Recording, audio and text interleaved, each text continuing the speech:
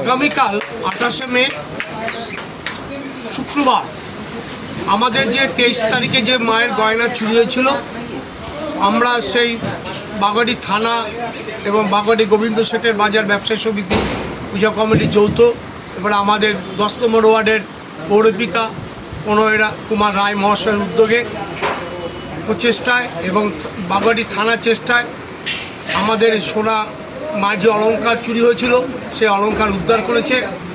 সেখান থেকে CCTV footage দেখে সেই অলংকার উদ্ধার করেছেন, আপনার চাকদা মদনপুর থেকে উদ্ধার করেছে।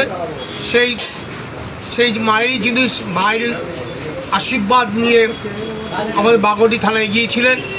তারা ওই চেষ্টায় সে বাগড়ি থানা পুনরায় চোর ধরা পড়েছে, সেই অলংকার উদ্ধার করেছে। আগামীকাল সেই উপলক্ষে আমাদের মায়ের অমাবস্যা উপলক্ষে বিশেষ একটা উৎসব হচ্ছে এবং সেই মায়ের অলংকার সব পড়ানো হবে। কালকে দুপুর 12টার থেকে একটি মহাভোগের আয়োজন করেছেন বাগড়ি তারামা সংঘের তরফ থেকে। মহামিলন উৎসব, এই মায়ের প্রসাদ বিতরণ শুরু হবে।